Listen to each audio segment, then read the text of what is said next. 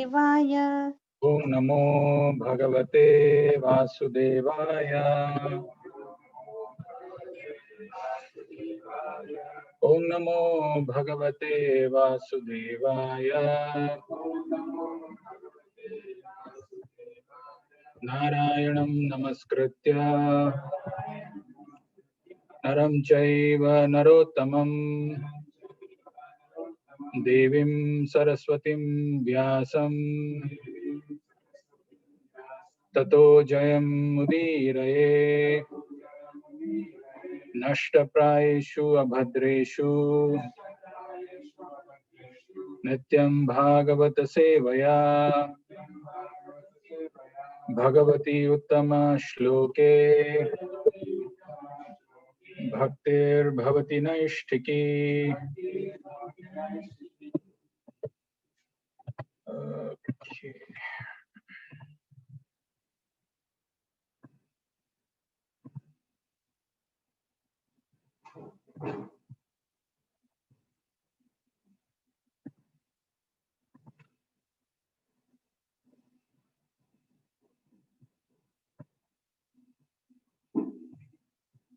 My screen visible? Yes, Prabhuji. Yes, Prabhuji. Give me 1 second. Let's chant with the prayers one more time, and then we will see. Shri Bhagavan Vacha Urdhvamulam Adha Shakham Aswatham Prahuravayam Chandamsi Yasya Parnani Yastam Veda Savedavet Adhaschordham Prasratastasya Sakha Guna Prabruddha Vishaya Pravalaha Adhascha Mulani Anusantatani Karmanubandhini Manusya Loke Narupamasyeha Tathopalabhyate Nanto na chadir na cha sampratishtha Aswattamenam subirudhamulam Asanga sastrena dridhena chitva Tatah padam tat parimargitavyam Yasmin gata na nivartanti bhuyaha Tameva chadyam purusham prapadye Yatah prabriti prasrita purani Nirmana moha jita sanga dosa Adhyatma nitya vinivritta kamaha Dvandvair vimukta sukha dukkha samge Gachanti amudha padam avyayam tat Atad bhasayate suryo Nasasanko na pavakaha Yadgatva na nivartante Tadhama paramam mama Mamaivamso jiva loke Jiva bhuta sanatanaha Manah shasthani indriyani Prakriti sthani karsati Sariram yadavapnoti Yacchapi utkramati swaraha Grihitvaitani samyati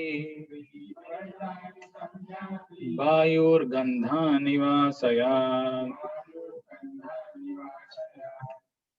श्रोत्रं चक्षुस्पर्शनं च रसनं ग्रहणमेव च अधिष्ठाय मनश्चायं विषयानुपसेवते उत्क्रामन्तं स्थितं वापि भुञ्जानं वा गुणान्विताम् विमूढानानुपश्यन्ति पश्यन्ति ज्ञानचक्षुषा यतन्तो योगिनश्चैनं पश्यन्ति आत्मनि अवस्थितम् यतन्तोऽपि अकृतात्मानो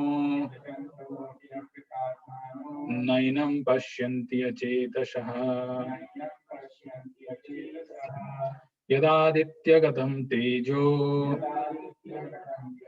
जगद्भासयतेऽखिलम् यच्चन्द्रमासि यच्चाग्नौ तत्तेजो विद्धि मामकम् गामादिश्य च भूतानि धारयामि अहम् ओजसा पुष्णामि चौषधी सर्वाः सोमो भूत्वा रसात्मकः अहं वैश्वानरो भूत्वा प्राणिनां देहमाश्रितः प्राणापानसमायुक्तः पचामि अन्नं चतुर्विधम् सर्वस्य चाहं हृदि सन्निविष्टो मत्तः स्मृतिर्ज्ञानमपोहनं च वेदैश्च सर्वैरहमेव वेद्यो वेदान्तकृत् वेदवित् एव चाहम् द्वौ इमौ पुरुषौ लोके क्षरश्चाक्षर एव च क्षरः सर्वाणि भूतानि कूटस्थोऽक्षर उच्यते उत्तमः पुरुषस्त्वन्यः परमात्मेति उदाहृतः यो लोकत्रयमाविश्य बिभर्ति अव्यय ईश्वरः यस्मात्क्षरम् अतीतोऽहम् अक्षरादपि चोत्तमः अतोऽस्मि लोके वेदे च प्रतीतः पुरुषोत्तमः यो मामेवम् असम्मूढो जानाति पुरुषोत्तमम् स सर्वविद् भजति माम् सर्वभावेन भारत इति गुह्यतमं शास्त्रम् इदम् उक्तं मया नघः एतद् बुद्ध्वा बुद्धिमान् स्यात् कृतकृत्यश्च Bharat. Everybody wants to read?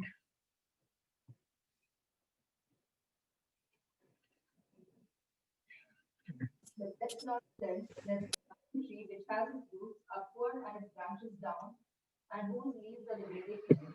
One who knows the tree is the knower of the Vedas. Yeah, anybody online? The branches. Go ahead, Prabhu.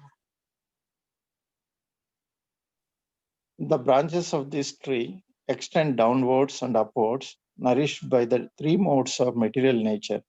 The twigs are the objects of the senses.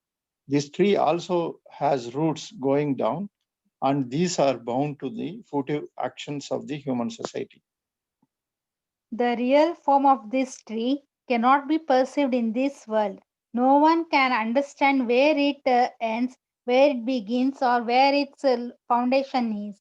But with determination, one must cut down this tree with the weapon of detachment. So doing, one must seek that place from which this tree, which having once gone, no one never returns, and their surrender to that supreme personality of Godhead, from whom everything has begun and in whom everything is abiding since time immemorial.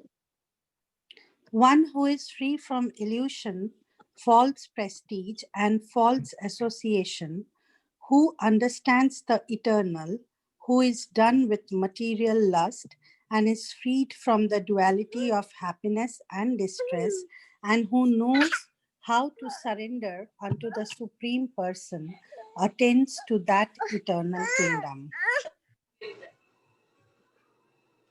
The abode of mind is not illumined by the sun or moon, nor by electricity. One who reaches it never returns to the material world. The living entity in this conditioned world are my eternal fragmental parts. Due to conditioned life, they are struggling very hard with the six senses, which include the mind. The living entity in the material world carries his different conceptions of life from one body to another as the air carries aromas. The living The entity living thus taking. entity, Go ahead. Quickly. the living entity, thus taking another grass body, obtains a certain type of ear, tongue, and nose, and sense of touch, which are grouped about the mind. He thus enjoys a particular set of sense objects.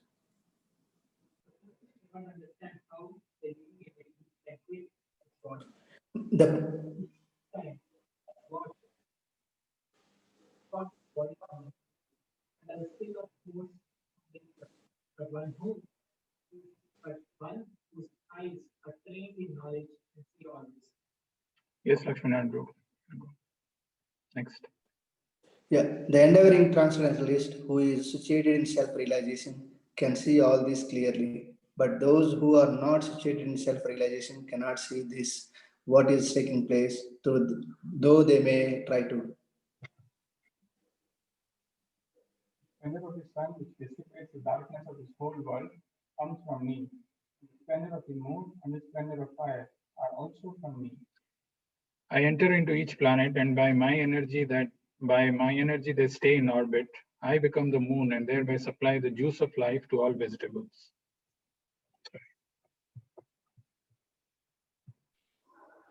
The splendor of the sun, which dissipates the darkness of this whole world, comes from me, and the splendor of the moon and the splendor of the fire are also from me. Which one is reading? I think you read the wrong one.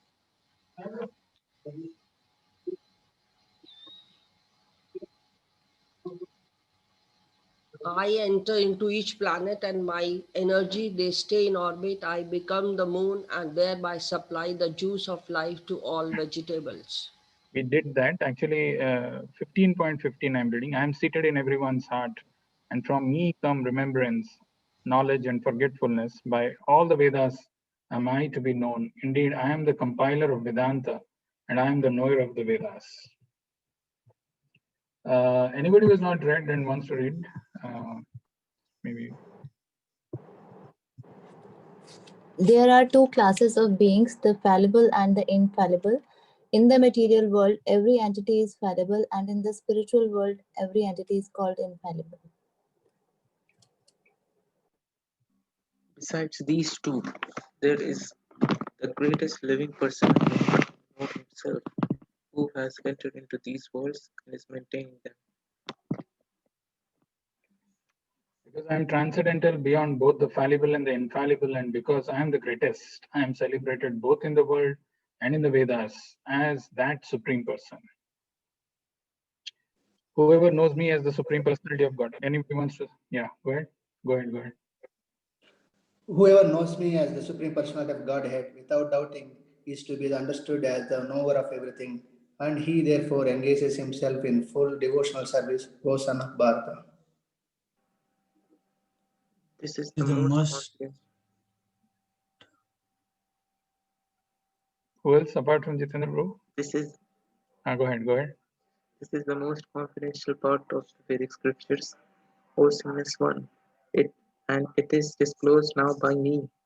Whoever understands this will become wise, and his endeavors will know perfection. Okay, great. So what we will do, despite the fact that we have had this chapter, but we read it in different parts. Today we will see it together.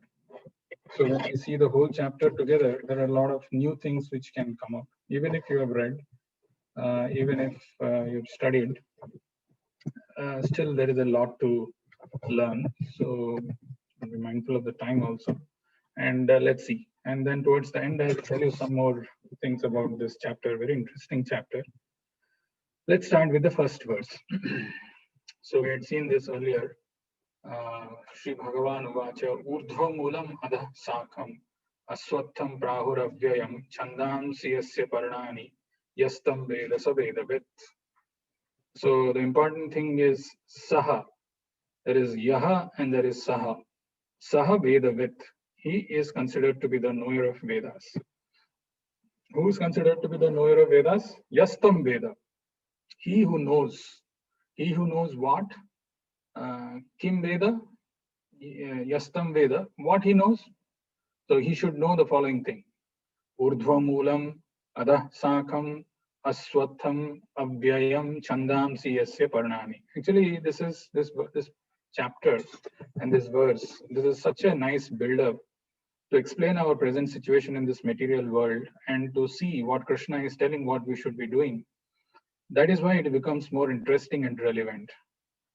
So there are many references here and there which we had seen earlier, but whatever time permits, I'll keep telling. Like one example here is why Krishna is telling himself to be Aswatham.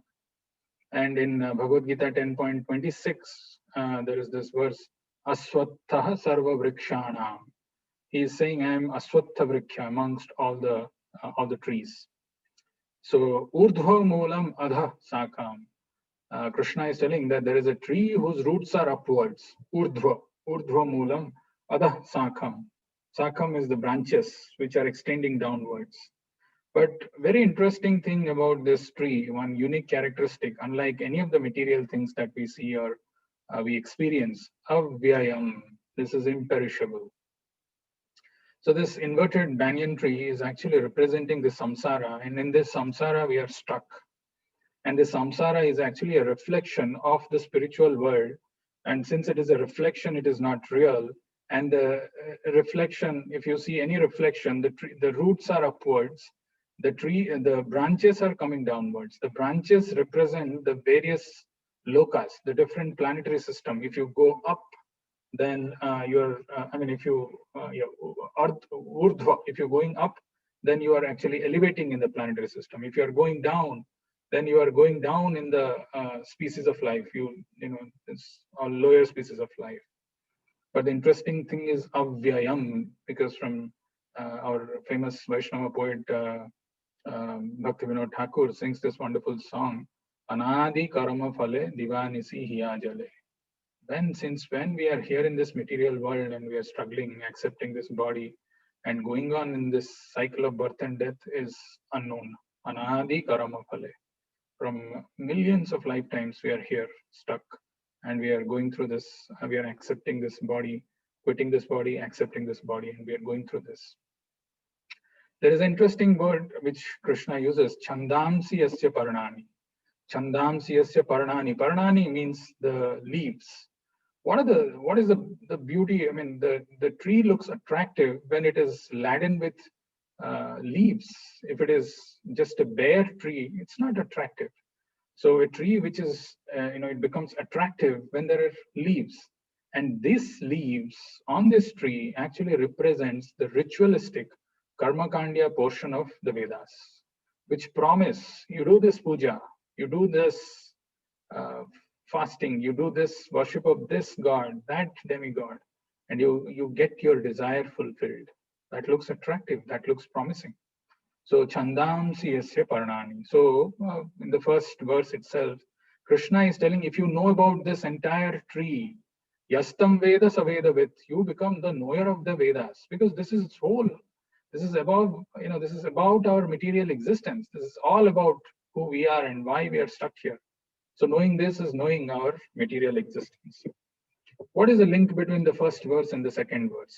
Very interestingly, and this is how we will go, because we didn't do that while doing the section wise where we were seeing. Interesting connection between the first verse and second verse is there are some of the descriptions about the tree which is not given in the first verse. There are more informations required. What is this tree? You just mentioned about urdhamulam, adhasakam, and the parnani, the leaves. What else is there in that tree? So of course, there is one word which is used here in this verse. It's called prahur. Prahur means this is said.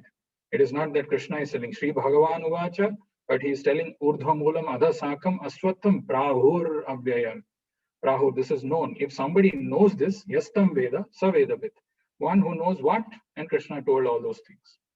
In the second verse, Krishna says, Adhaschordham prasritas tasya sakha guna prabruddha vishaya pravalaha adhascha mulani anusantatani karmanubandhini manusya loke. So that sakha, that branches which was mentioned in the previous verse, there are three characteristics of that verse which is given in this. Guna prabruddha. Guna prabruddha means this is flourished and nourished. This tree is nourished by this guna prabruddha, especially the lower modes of material nature. When one comes in touch and works under that influence, then the sakhas become extended, prasritas. They become extended. How do they get extended?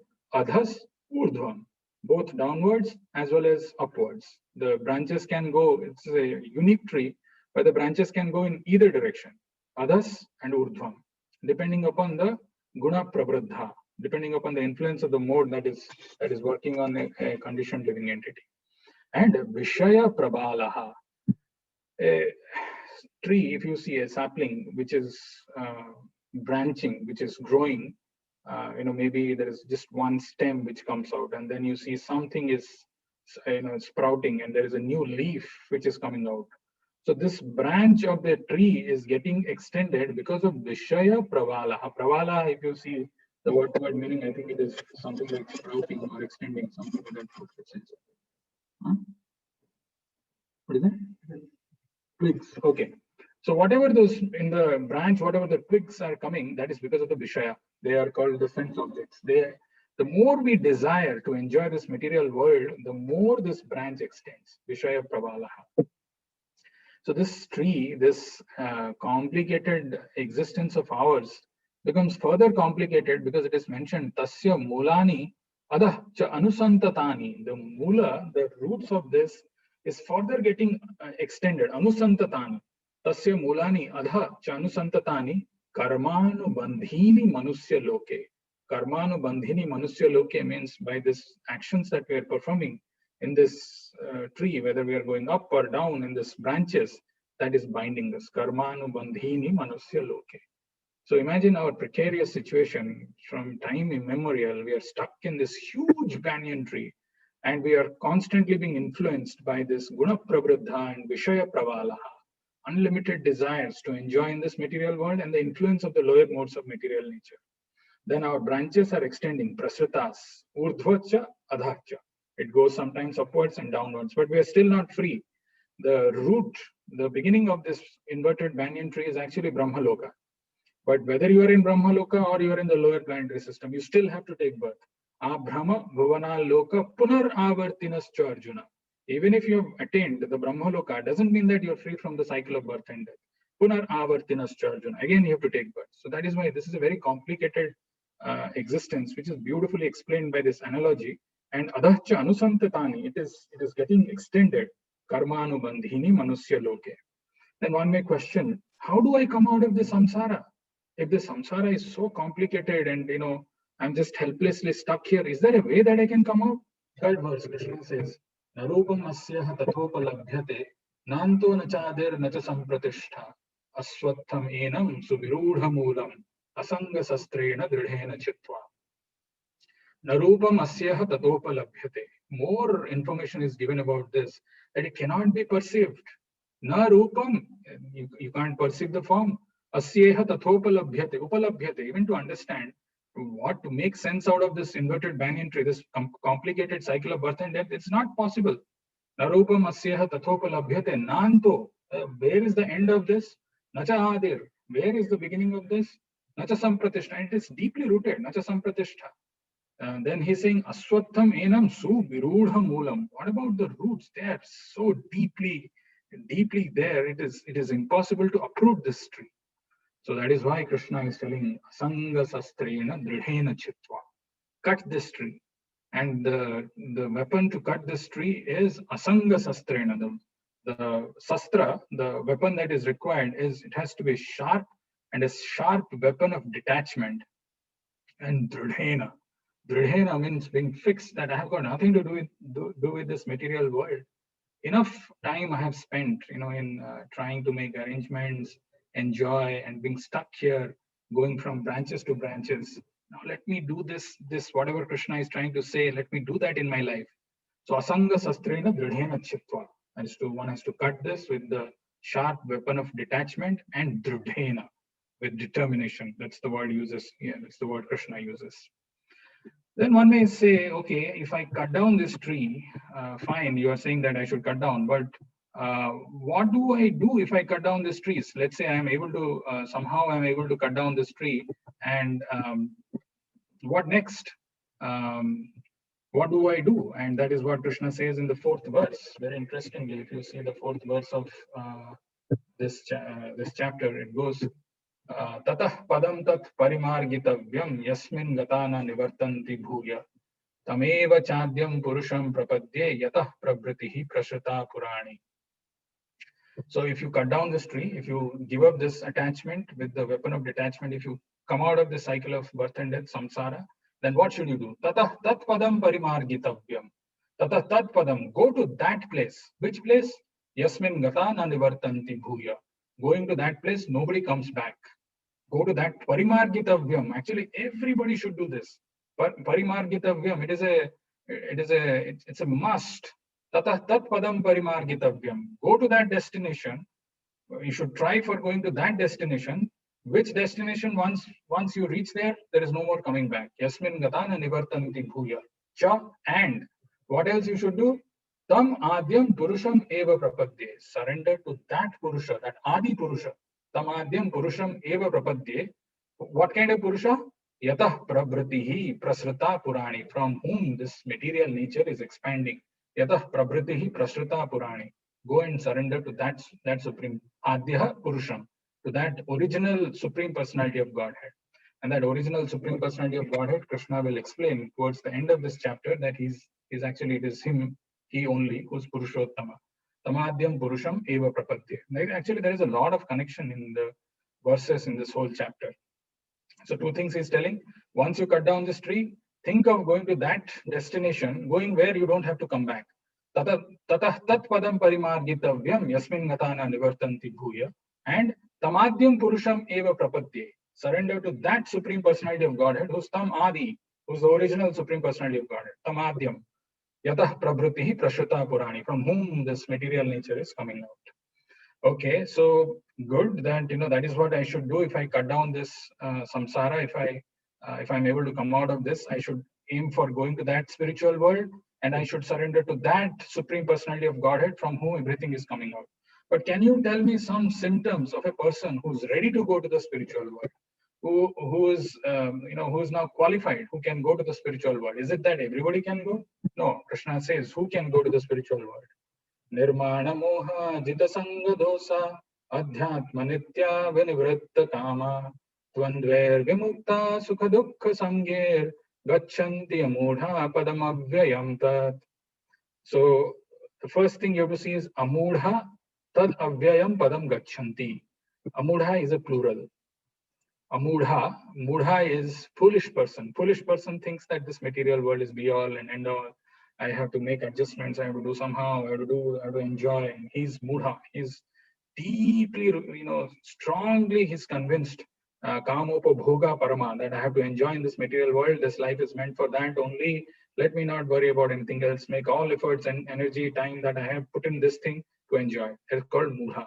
But there is an Amudha who's not foolish, who's not stupid, is an intelligent man.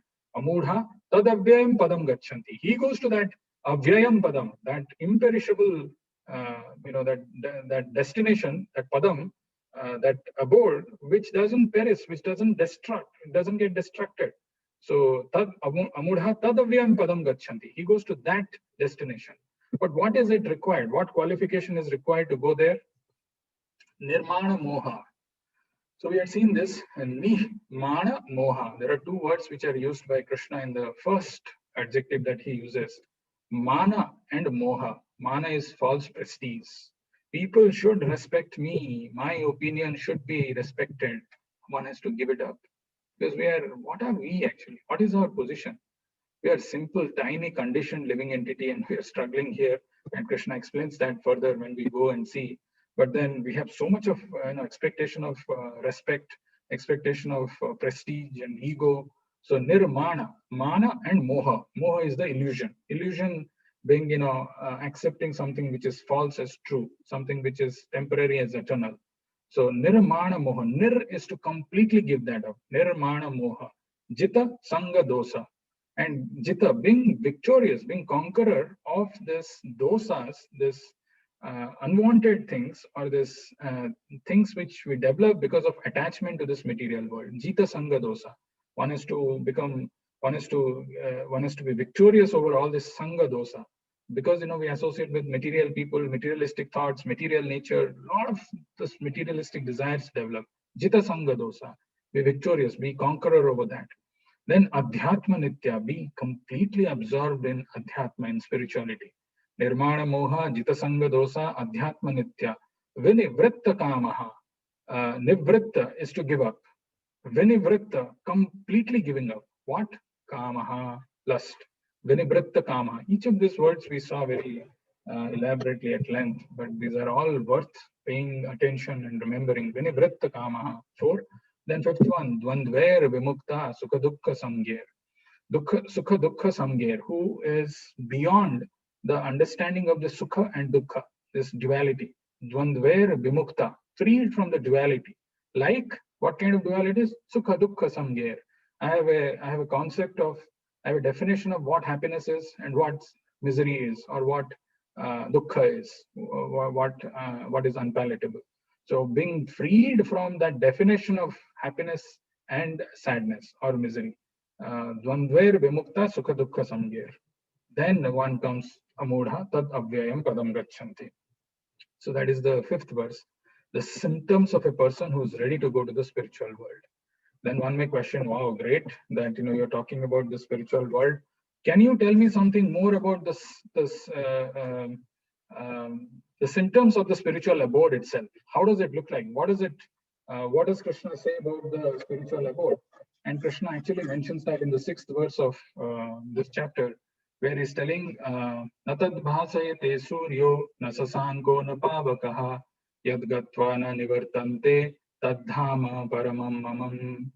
Tadhama paramam mama. So tadhama paramam mama, that abode is that is paramam mama, my abode. Tadhama, that abode. What abode is that? Paramam mama.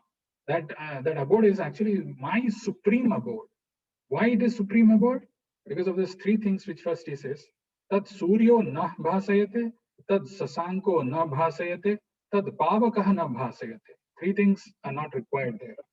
Surya, which we know for sure, which illuminates this entire material planet Earth, that is not required there. Natad bhasayate surya. Tad surya na bhasayate. So Surya, sun is not required there. Tad sasanko na bhasayate. There also moon is also not required. Tad pavakaha na bhasayate. Agni also is not required. Yad gatva na nivartante. The most important thing about that abode when somebody is asking, can you tell me about that spiritual abode?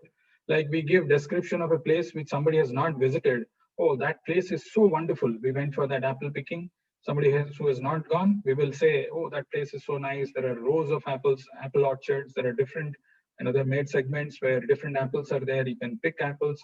Somebody will develop a desire. But here, the Krishna, when he's canvassing for people to see and to know what is the spiritual abode, then he's telling Yat Gatva na nivartante. Once you go there, there is no more coming back. Why do you want to come back and again struggle here in this material world? So, na tad surya, na tad bhasayate suryo, na sasanka na pavakaha.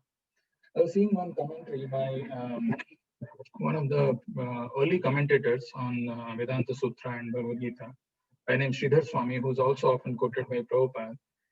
He says something very interesting. Surya, Sasanka, and Pavaka, or sun, moon, and fire, they are actually the controlling deities of, there are three, like I was telling one day, all these demigods are controllers of different parts of our body. Indra, for that example, is the controller of our hand. Chandra, Sasanko, is the controller of mind. Surya is the controller of our intelligence. And Pavaka, or Agni, is the controller of our Vani, or the ability to speak. So, actually that spiritual abode cannot be even understood by our mind intelligence and by our words. We can't describe it. But Krishna is telling that there is an abode which exists, Atad Bhasayate Surya, which doesn't require any of these external objects for illumination. And Yad Gatva na nivartante. Once you go there, you don't come back. Tad Dhama Paramam Mama.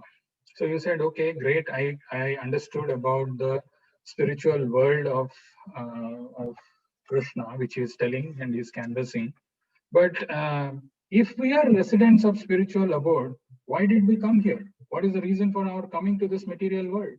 That is given in the 7th verse, where Krishna says, Mahevamso jiva loke jiva bhuta sanatanaha mana shashtani indriyani prakriti sthani karsati. Again, very powerful verse, very nice verse, worth understanding. Krishna is telling, who are we? We are mama eva amsaha. And we are only eternally parts and parcels of the Lord. Mama, Krishna is telling, mama eva amsaha. Who? Jiva bhuta.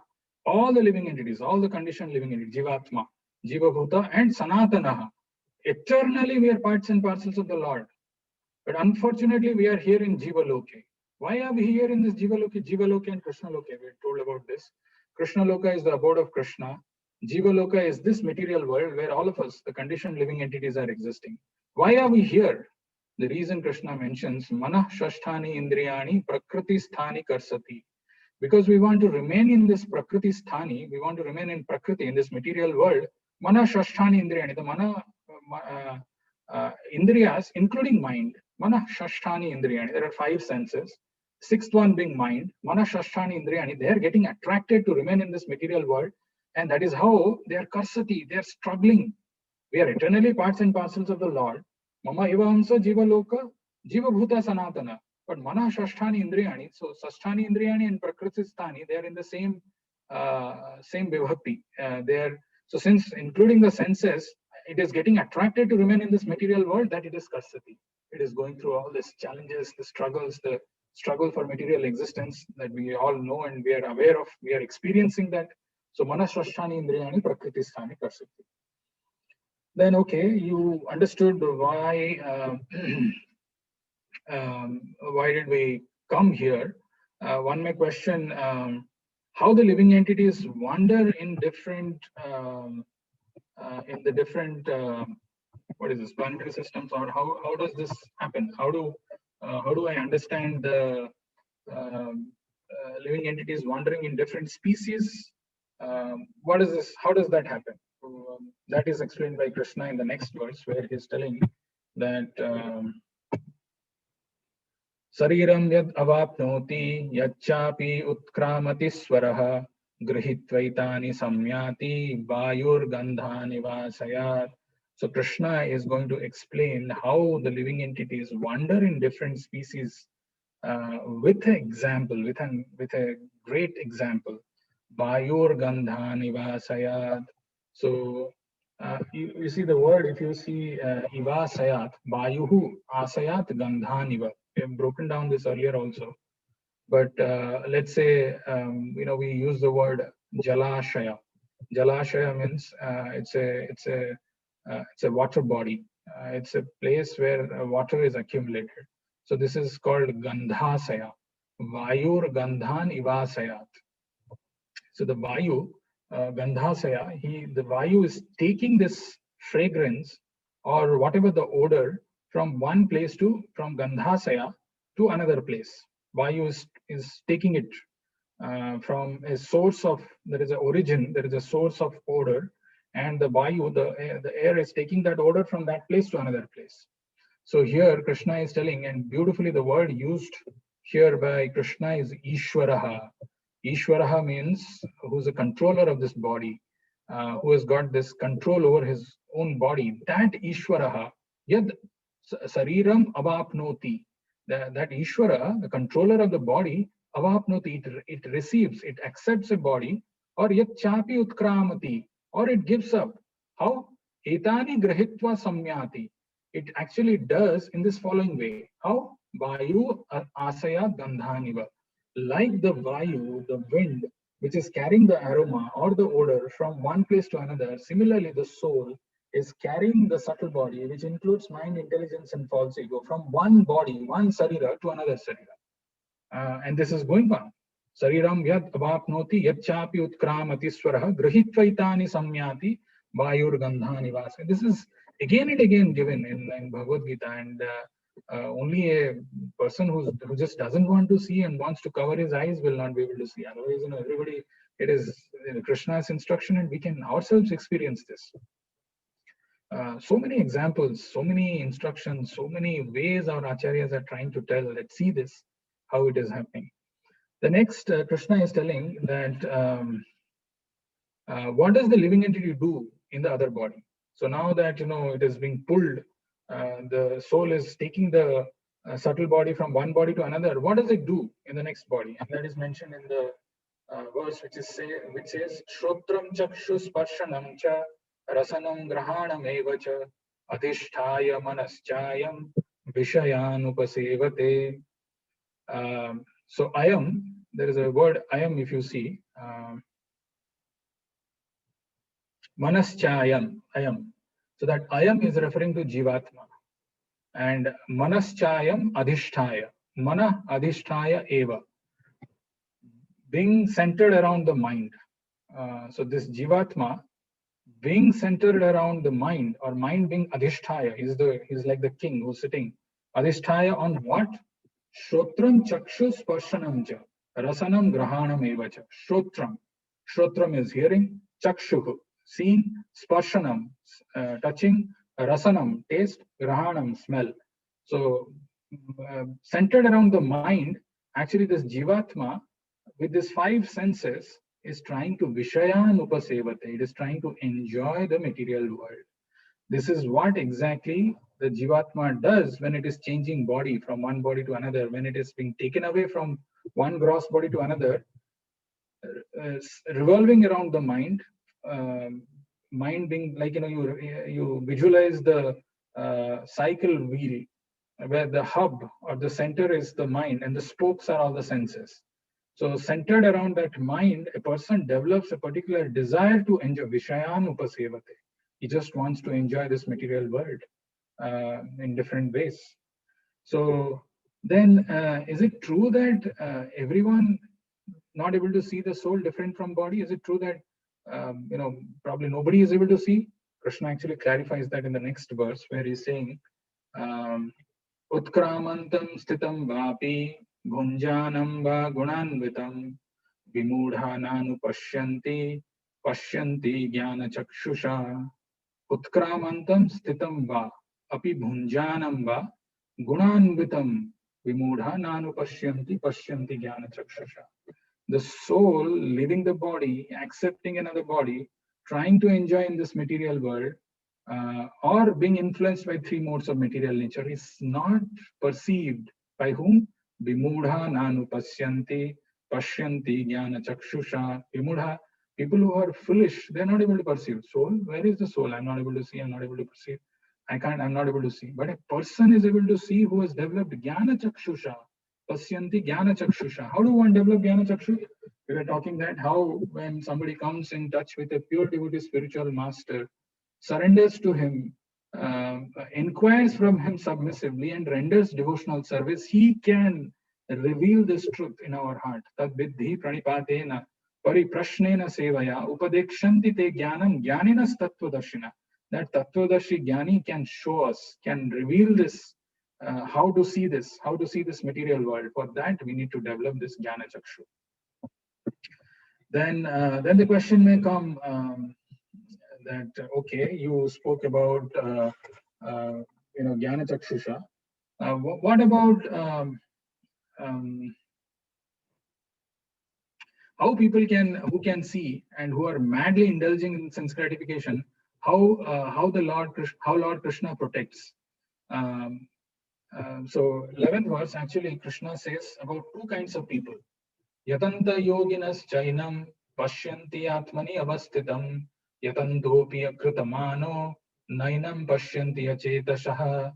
So you see Yatanta yoginas. There is yoginas. If you see my cursor here. Anyway, Yatanto yoginas, you can see here. I'm rotating around that. Yoginas, Yatanta yoginas. So these yoginas are able to see, pashyanti. Yatanto yoginas pashyanti, atmani avasthitam enam. Because they are situated in the spirit, the soul, the concept of soul. Atmani avasthitam enam. The soul is seated in the body. They are able to see. Who? Yatanta yoginas pashyanti. They are able to see. Whereas yatantopi nainam pashyanti. There is another class of people who are not able to perceive that. Who are they? Akratamano achetasaha. Akratamano, who's not fixed in self-realization, achetasa, whose mind is not developed. If you see in the second chapter of Bhagavad Gita, Krishna says, Bhogeshwarya prasaktanam taya apahrita chetasam vyavasayatmika buddhi samadho na vidhiyate. So a person who's too addicted and too attracted to bhoga and aishwarya, to enjoy this material world and to material opulences, bhoga, aishwarya, prasaktanam, then there are the branches for him are too many. I mean, he has too many things to do. Bhogeshwarya prasaktanam taya apahrita chetasa. For him, the intelligence is stolen. Taya apahrita chetasa. Vyavasayatmika buddhi samadhona vidhiyate. For him, this one-pointed attention will not come. Here, Krishna is telling yatantopi nainam pashyanti akritatmano achetasa. Achetasa means who doesn't have that intelligence, whose intelligence is stolen by all this idea of enjoying and being remaining in this material world. They can't see. Yatantopi nainam pashyanti akritatmano achetasa. But interestingly, the Supreme Lord is still impartial. Whether somebody is yoginaha pashyanti, whether somebody is seeing that, or somebody is not seeing that the soul is living body, soul is quitting body, one is not able to perceive that. Irrespective of the fact, the Lord maintains both this kind of living entities. The Lord maintains, sustains the existence of everyone, irrespective of the position of that person. And that is what Krishna is going to explain in the next few verses, which I don't have a graphical example, but you can see the verses. Yad aditya gatam tejo jagat bhasayate akhilam yad chandramasi yad chagno tat tejo vidhi mamakam. Very interesting verse. If you see this verse, so this is very gross thing. You see, this 4 verses also we need to go a little deeper. We did that, but we did it very quickly. The first verse, 12th verse, Krishna is telling, see, we are able to perceive the existence of sun. We are able to perceive the existence of a moon. We are able to perceive the existence of fire. 3 things which Krishna mentions here. Yad aditya gatam tejo jagat bhasayate akhilam. Aditya gatam, this aditya, sun, it is actually getting its energy. Yad aditya gatam. Gatam means it is given to Aditya. Yad aditya gatam tejam. There is a tejam, or the power of light or illumination is given to that Aditya. But that tejam, that power which is given to Aditya is sufficient to jagat akhilam bhasayate. The entire material world is getting illuminated by that. Jagat Akhilam Bhasayate, the entire Akhilam Jagat Bhasayate. And Yat Chandramasi, Yat Chagno, the illumination power or the light of Chandramasi, of moon, or Agni. All these things which we are perceiving, Krishna is telling, Tat Tejo Biddhi Mamakam. Tat Tejo Biddhi Mamakam. Know for sure that Tejo is Biddhi, is Mamakam. This is my energy. This is my, this all is coming from me. The splendor of the fire is also from me. Tat Tejo Biddhi Mamakam. Biddhi, know that Teja is from me, is coming from me. This is the 12th verse. So you see, this is something which we are able to see grossly. We can perceive this. That is why Krishna is telling Surya and Sasanka and Pavaka. Then the next he goes, he is telling about something which we can't perceive in our blunt material senses, but this is the energy of Krishna which is sustaining this material world, material universe. What is that? Gama visya cha bhutani dharayami aham ojasa pushnami chausadhi sarvaha soma bhutva rasatmakaha. So Gama visya cha bhutani, entering into Gama visya, entering into this material world, Gama visya cha bhutani dharayami aham ojasa. I sustain, I hold by my ojasa, by my energy, Gama visya cha bhutani, entering into this material world. I'm sustaining, I'm holding this, all this material, all these living entities in this material world. I'm holding that. Otherwise, imagine if there is, the scientists say that it is force of gravity. Imagine if there is no gravity. Imagining. So we will all be floating. We will not be sitting here in one place, and we will not be able to talk. We will not be able to do any devotional service. Everything is just floating somewhere, something. We can't come even together. Some chaos. But the scientists say it is gravitation, the force of gravity. But Krishna says it is not force of gravity. Gama visya. I enter into this material world. And Gama visya cha bhutani dharayami. Dharayami bhutani. I am holding, I am actually sustaining this living entities. Aham ojasa, by my power. Then what is he saying? Pushnami chausadhi sarva soma bhutva rasatmaka. We can't see this energy of the Lord which is holding us. Again, he's telling, Pusnami chausadhi sarva soma bhutva rasatmaka. The juice in the fruits and the vegetables, which is coming because of the moon sign. Pusnami chausadhi sarva. Whatever is happening, that is actually happening by my energy. We can't see that, we can't perceive that. But even if it is happening by moon sign, that our power or the ability to the moon is given by me. Pushnami chausadi sarva soma bhutva rasatmakaha. So these first two examples are about the external world. One which we can perceive, the tejas of sun, the tejas of moon, the tejas of pavakaha.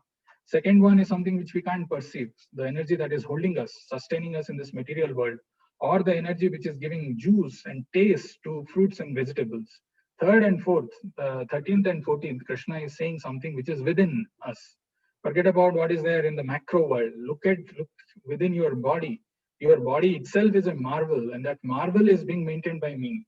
He's telling, Aham Vaishwanaro Bhutva, Prananam Deham Ashritaha, Prana Pana Samayuktaha, Pachami Annam Chaturbidham.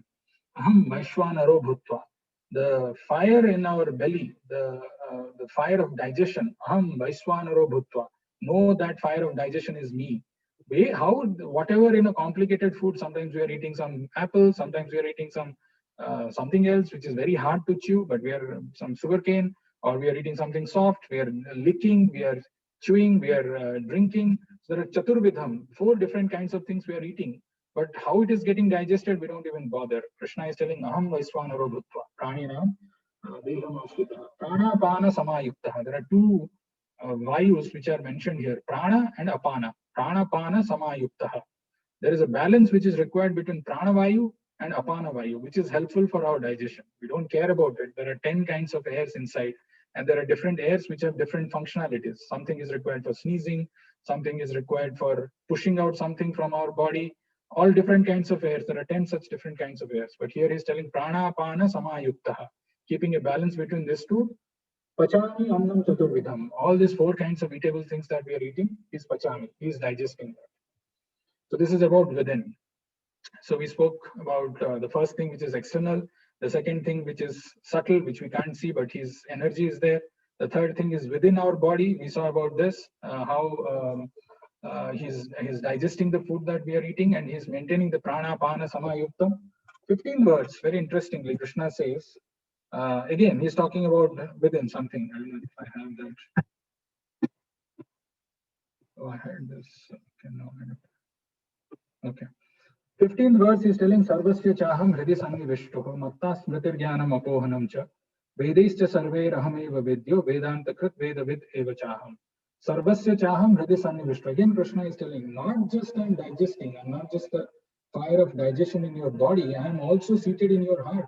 Sarvasya Chaham Hridi Sannivishtuh. Sarvasya, not just human beings, every living entity, every Jivatma, Sarvasya Chaham Hridi Sannivishtuh.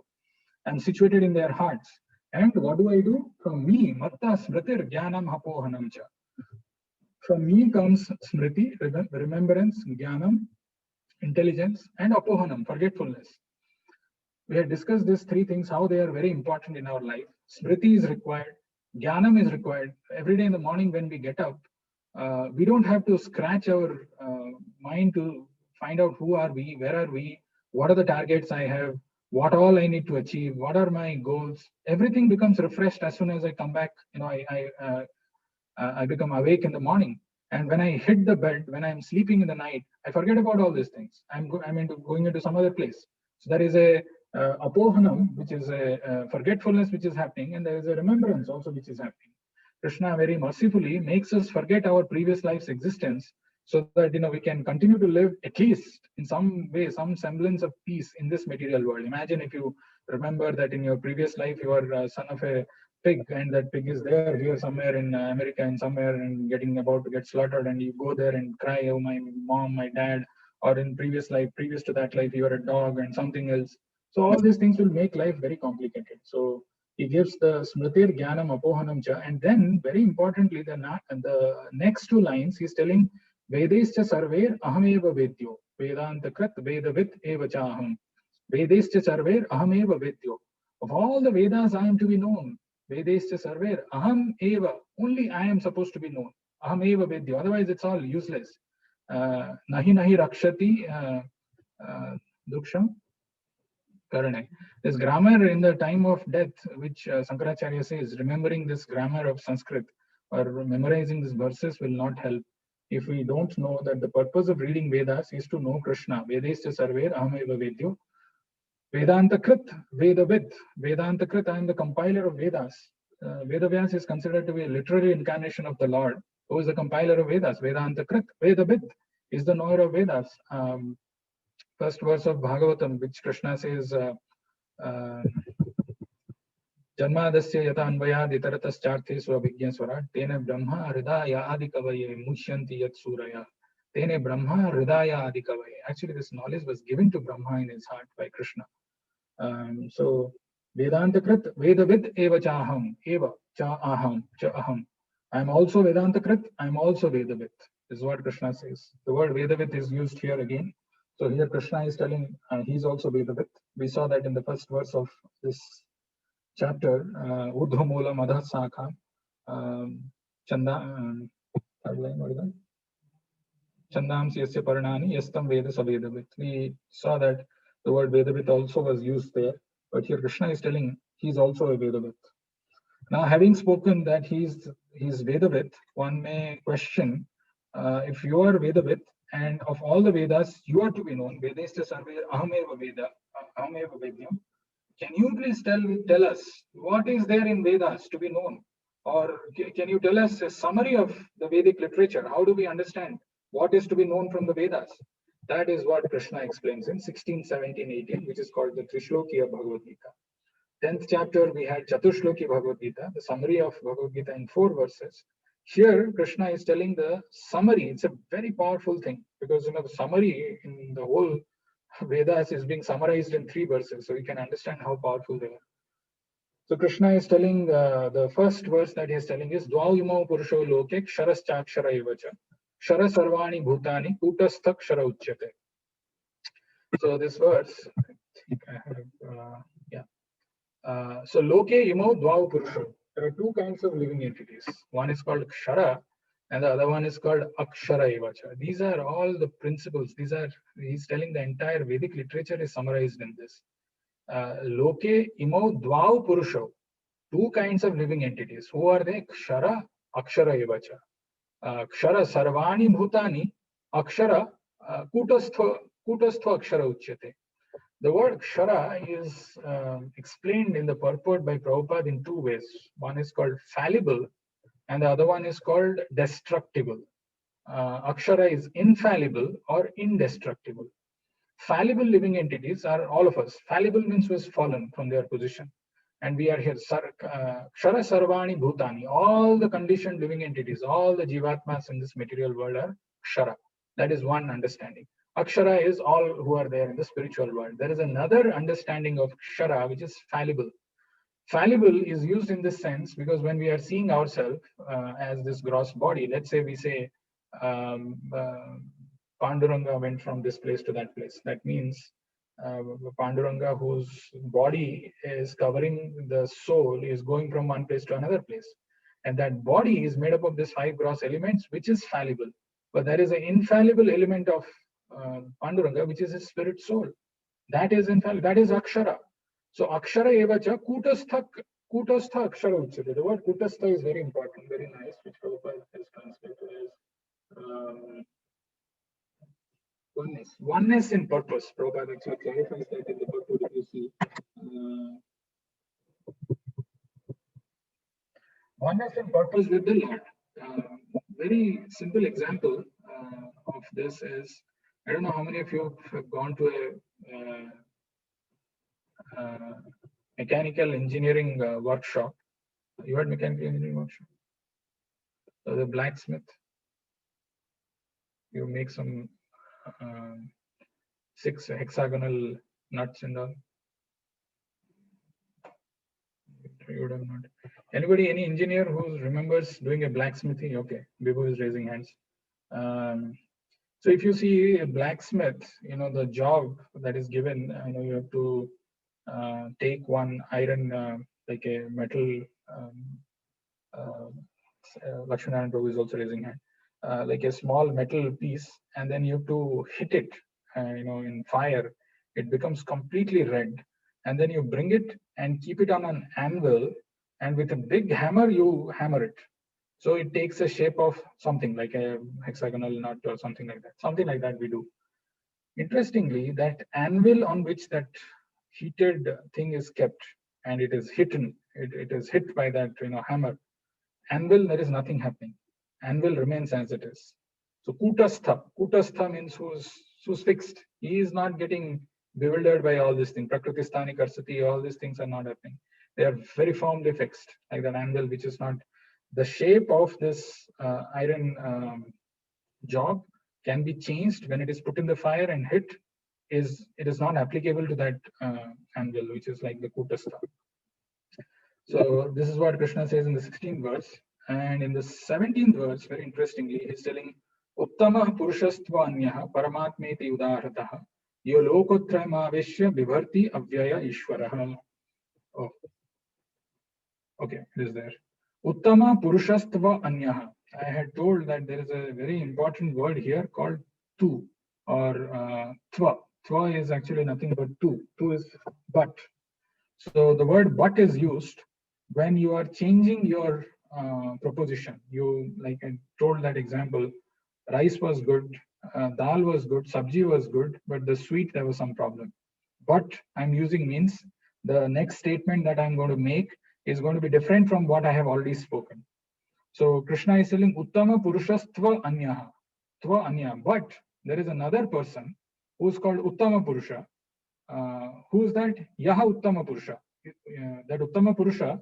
Who's that Uttama Purusha? Paramatmeti Udharataha, Avyayaha, Ishwaraha, and Lokatrayam Adishya Vibharti. So he's telling who is that Uttama Purusha. It is all, if you carefully read this, it is all spoken in third language. He is called Yaha. He Uttama Purushastva Anya. He is actually Anya. He is different, but he is Uttama Purusha. He is Anya, and he is Lokatrayam Avishya Vibharti. He is actually entering into this 3 planetary system, and he is maintaining everyone. Whether you are Vimudha, Amudha, Jnana Chakshu, whatever it is, he is maintaining everyone. How is he doing? He is actually entering into our heart as Paramatmeti Udahrata. When he is entering into our heart, he is known as Paramatma. Paramatmeti Udahrataha, And he is Avyayaha. Even though he is maintaining, it is not that he is getting perished. We had seen that verse from Ishopanishad and the invocation, where Krishna says, Om Purnamadah Purnamidam Purnat Purnat Udachyate Purnasya Purnamadaya Purnameva Vasishyate. Whatever remains, even if the whole thing is coming out, whatever remains is also complete. So he's Avyayaha. These are all very important words. He's not okay. What if he's maintaining, and in his maintenance everything is getting depleted? Then what is the point worshipping him? But he's not like that. He's Avyayaha and he's Ishwaraha. He's the supreme controller. So, and he is Uttama Purusha, who's different from this Kshara and Akshara. So one may wonder, okay, you are talking in a third person. Who is that Paramatma? Who is that person who is entering into this, three worlds and he's maintaining his Abhyaya and Ishvara? Who is he? Can you give more information? And in the 18th verse, Krishna says, Yasmat Ksharam Atitoham Aksharaadapi Chottamaha Atosmi Loke Vedecha Pratitaha Purushottamaha. Yasmat. So Yasmat Aham Aksharo Atito Aksharaadapi Chottamaha. So there are two things. Sorry, Aham Ksharam Atito. Compared to the Ksharas, compared to the people who are fallible, who are destructible, Atito, I am transcendental. I've got nothing to do with the Kshara. Aham, he is using the word Aham here. Aham Kshara Atito. And compared to the Aksharad, who are Chetanas, who are actually conscious, who are infallible, I am the Uttama, I am the best. Aham Kshara Atito Aksharadapi Chottamaha. Ataha, therefore, so Yasmat, since I am transcendental to Kshara and best among the Akshara. So since there is a word Yasmat, that is why there is Ataha. Therefore, Loke and Vede, in this planetary systems, in different lokas, as well as in Vedas, I am called Pratitaha Purushottama Asti. I'm known as Purushottama. These are all very, very top confidential subject matter of Vedas. And Krishna is summarizing that in these three verses. He's giving a definition of who Kshara is, who Akshara is, who is that Anya Purusha, Purusha Uttama, who's known as Paramatma, who's Avyaya, who's Ishvara, who's entering into the three loka, and who's Vibharti, who's maintaining that. And then he's again concluding that by saying that, okay, don't get confused that person is someone else. That person is actually me only. Aham Purushottama. How? Aham Aksharo Atito, Aham Ksharo Atito, Aksharadapi Chottamaha. Because I am transcendental to Kshara, fallible, and the best among the Aksharas, therefore Loke and Vede, in Loka and Vedas, I am known as Pratitaha Purushottama Asti. 19th and 20th, I don't have the 19th verse. 19th verse is a very beautiful verse. Yo mam evam asammudho janati purushottamam sa sarva vid bhajati mam sarva bhavena bharata. Yo mam evam asammudho janati purushottamam. Yo mam, that person who knows me, who has understood that actually I am Purushottama, who has got this understanding, who's completely fixed in that. Yomam evam asammudho. He is considered to be asammudho. Means he is not mudha. He has understood the highest truth. Yomam evam asammudho janati purushottama sa sarva vidh. He becomes knower of everything. He may be an ignorant person. He may be an illiterate person. But if he knows this truth, he is knower of everything. Sa sarva vidh. And what does he do? Sarva bhavena bhajati ma. Bharata. Oh. So these words which are, anyway, we don't have much time, but I would have, these words which Krishna is using, why is he using Bharata in this for Arjuna? Why not Arjuna? Why he is using Anagha? These are all very wonderful, interesting commentaries given by our acharyas to know. Actually, it is not by randomly, Krishna is called as Keshava, Achyuta, Madhusudana, Purushottama. These are all different words which Arjuna is using, and there is an appropriate meaning and context for every verse where these words are used. That is anyway a different subject matter. But here Krishna is telling Yomam evam asammudho. A classic example of this is when Chaitanya Mahaprabhu was touring the South India, and he saw that there was a Brahmana who was trying to read Bhagavad Gita upside down, and there were people who were mocking and ridiculing him. That what is this person? Why is he reading upside down, and what is he trying to read by that? But Chaitanya Mahaprabhu could notice that there were torrents of tears which were flowing from this Brahmana, and when he went and asked, he explained that the fact that my Supreme Lord has agreed to become a charioteer for Arjuna, itself I'm not able to understand, and I'm thinking how compassionate he is. Bhakta Vatsala, for his devotee, he is willing to accept a subordinate position, and thinking about that one thing is crying. He tells that my spiritual master has asked me to read. I can't read this, but I see this and I'm automatically having these tears. So this fact, who understands, Yomam evam asammudho janati Purushottama, who knows that I am actually Purushottama, is a sarvavid. And knowing that, what does he do? Sarva bhavena bharata bhajati ma. He actually engages in devotional service in all possible ways, in all different ways. And the last verse of this chapter is telling, what is the verse? Iti guishatamam sastram idam uktam maya nagaha etad buddhya buddhiman syat kritakrityascha bharata. So he's addressing Arjuna here as Anagha. Hey Anagha. Of course, that word hey is not there, but in Sanskrit many times the subject will be missing, or the verb will be missing, but still it is a complete sentence. You can't. Anagha is used in the form of address. Hey Anagha. So, O sinless one, because you are sinless, iti idam gushyatamam sastram maya uktam. Iti idam gushyatamam sastram. This is the most confidential. Gushyatara, gushyatamam. Gushyatamam sastram. This most confidential knowledge.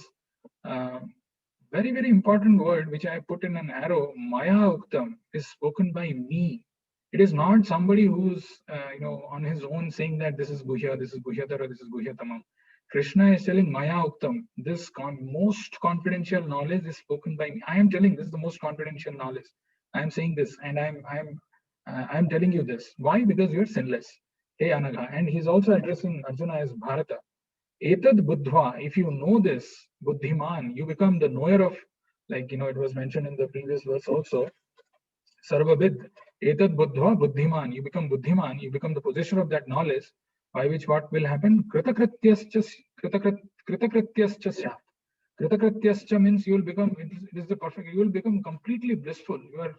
You have achieved the perfection of your life. Kritakrityascha bharata. So these are some of the summary of this chapter. There is more, and there's no end to this chapter because it is so wonderful and so beautifully composed by. Beautifully spoken by Krishna, and wonderful commentary by Prabhupada.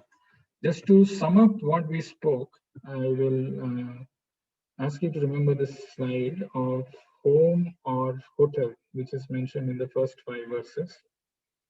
The next set of verses, 6 to 11, Krishna is talking about on and on, over and over again. Then the 12 to 15 is maintainer of body, mind, and soul. And the essence of the 3 verses, 16 to 18, and the conclusion of this chapter, knowing this confidential knowledge, what happens? So, Sarva Bhavena Bharata, Bhajati Mam, and Kritakrityascha Bharata. So, there is this interesting slide which I can share with you. Just as a banyan tree has a reflection in water, the spiritual world also has its reflection, the material world. While they may look similar from a distance, the spiritual world is where reality, substance, and true satisfaction is found. On the other hand, the reflected tree of the material world is complicated, intricate, and completely topsy-turvy, since the roots are upwards and the branches downwards. Bird-like individuals frantically search for juicy fruits on the reflected tree, but the substance which brings satisfaction seems to be lacking. Krishna urges the reader to cut down this illusory tree with the weapon of detachment and end the futile endeavors for permanent fulfillment in the temporary phantasmagoria. This is home or hotel. Don't make permanent arrangement when you go to a hotel. Don't change the color. Don't try to make some, change the bulbs, change the bed sheets, and make some permanent arrangement. Carry your own furniture and utensils. Not necessary, because hotel is meant for a temporary stay. Similarly, this holds true for our existence in this material world. If somebody doesn't do that, and what happens to him? Krishna then gives a glimpse of the spiritual world, showing how its nature is perfect, complete, and fully satisfying to all. Once having gone there, one never returns to this world. Here in the material realm, an individual hops from tree to tree, acquiring various material bodies based on the worldly desires they cultivate throughout life. At the time of death, through the subtle workings of reincarnation, one receives body which is tailor-made to facilitate such desires. Man proposes, God disposes. Thus, different life situations are meant to teach us a simple lesson. We are looking for the right thing, happiness, but we are looking in the wrong places.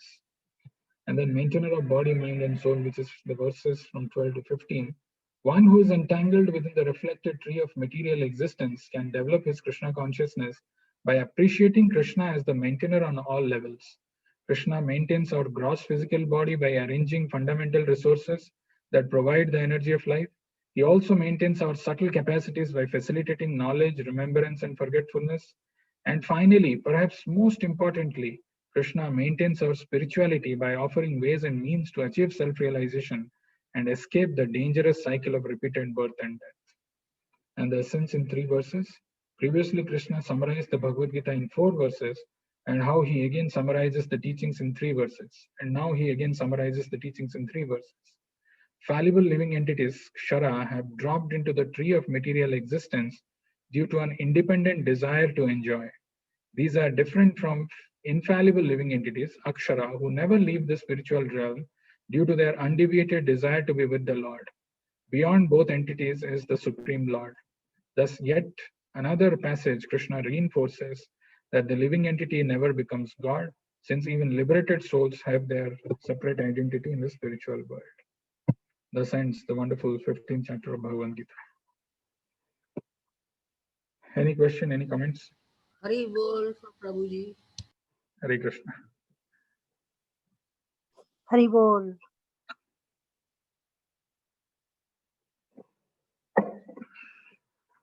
Actually, there are many things more in that.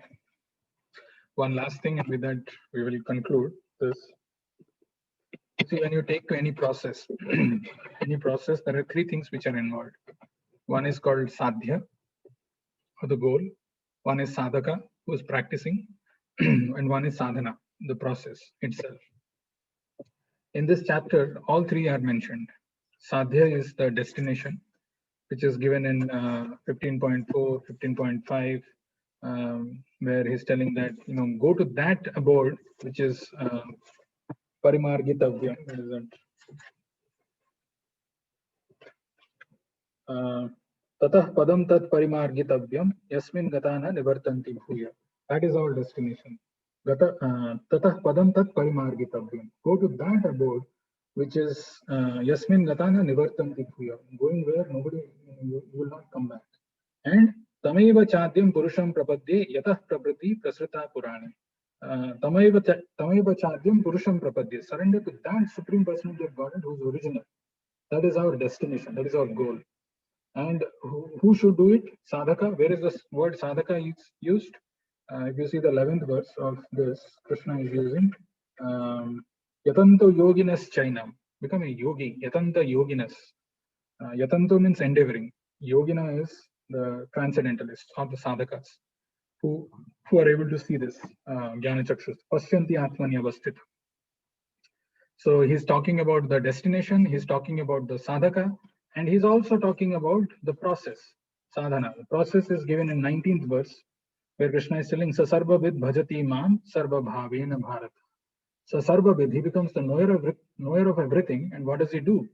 Bhajanti mam sarva bhavena bharata. Bhajanti is coming from the bhaj word, bhaj root, which means to engage in devotional service. Bhajanti mam, he engages in devotional service to me, Sarva Bhavena Bharat, in all possible ways, by all possible means.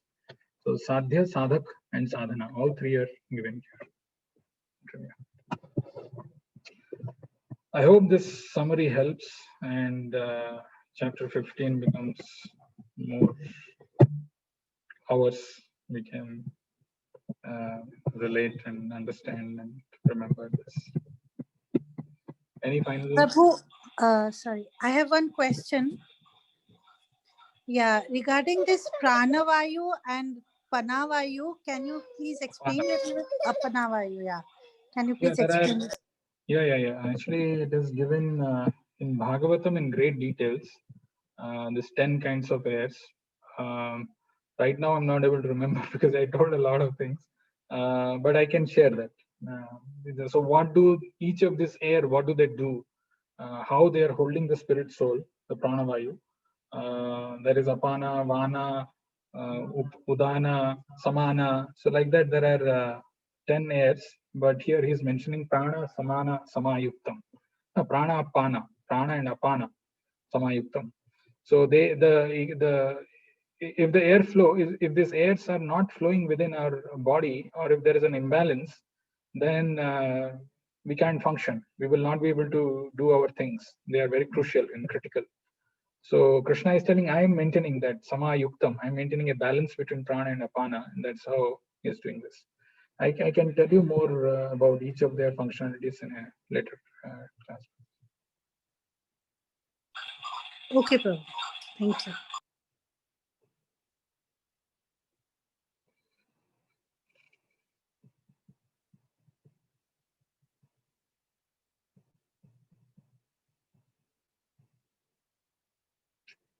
Okay, no further questions, then we'll stop here. And next, so Sunday is going to be our Vijayadashami. Do join us for that. It's very, very nice, very auspicious to be able to, even if it is virtual, to be able to participate for this yajna, which we are conducting. And Friday, Saturday, we will have some session which we will share with you. And then after that, immediately after that, actually our Kartik month is beginning. So we will share more details about Kartik, and I've just posted one. No, not immediately. I think we'll still have 1 week, one more week. Following weekend, Kartik starts. So we will have a week time, but yeah, it is still too less. I would sincerely recommend all of you who are here and who are in the US, not the people in India, have the Damodara kit and take for your other relatives and family members as well. And that will give you a good motivation to do that for the whole month. So with that, we will stop here. Similar quiz pattern this week. No, this week we have Yajna on Sunday, but hopefully next week we will do something. Too much. If we'll have too frequently these quizzes, then you'll get bored of that also. Okay, quiz only will come. So our mindset is also, we'll do that. I know that, it was, all of you enjoyed it, and we also enjoyed that. But we will do it in some regulated way. Then I request all of you to come in front of your camera and raise your hands and chant one Hare Krishna mantra. Hare Krishna, Hare Krishna, Hare Krishna, Hare Krishna, Krishna Krishna, Hare Hare, Krishna Krishna, Hare Hare, Hare Rama, Hare Rama, Hare Rama, Hare Rama, Rama Rama, Hare Hare, Rama Rama, Hare Hare. Jagat Guru Srila Prabhupada ki, Jai, Srimad Bhagavad Gita ki, Jai, Sai Gaur Premanande, Hari Bol. Hare Krishna. Thank you all for joining me. Hare Krishna, Prabhuji. Satya is happy and thinking, or what? She's saying hurry. Hare. And then she Weird. said Jai. She Jai cannot also. speak yet, but Hari yeah, Bol. these two words. Hari Bol. Hari. Jai. Jai. Jai Bala. Jai. Hare Krishna. Hare Krishna. Waving properly. Hare Krishna. Hare Krishna.